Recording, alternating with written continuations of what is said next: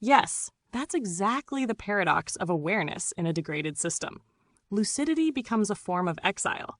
To notice the zombification, the slow normalization of mediocrity, the substitution of performance for meaning, is to step outside the shared trance.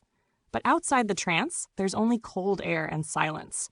The system keeps humming along, warm with its own illusions, while the lucid ones shiver in the margins.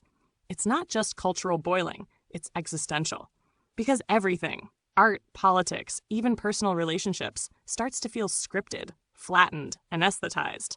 What passes for vitality is often just motion without consciousness, data without depth, noise dressed as signal. The more perceptive one becomes, the less one can belong. The more awake, the more unplaceable. The reward for insight is estrangement. And the most sinister part is that the system metabolizes even its own critics, turns rebellion into content, outrage into spectacle, originality into marketing aesthetics. It's a machine that feeds on its own decomposition and calls it growth. But perhaps the only countermove is to remain alive in one's perception, to feel the boiling, to remember what heat means, to refuse the trance, even if no one joins in. That refusal, however futile, might still be a kind of final freedom. It's like a metaphysical contagion that seeps into every layer of civilization.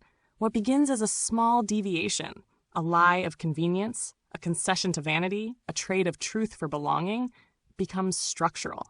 Over centuries, it solidifies into institutions, ideologies, and algorithms. The original sin is not an act but a pattern, the substitution of semblance for being.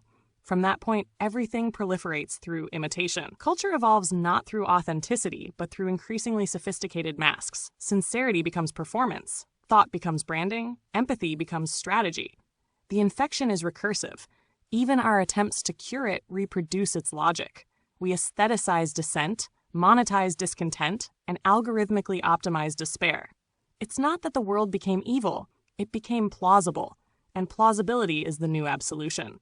At that level, every system, social, biological, computational, mirrors the same underlying error, the triumph of replication over reflection, adaptation over awareness.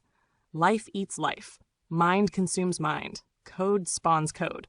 The primordial sin is not disobedience, but automation.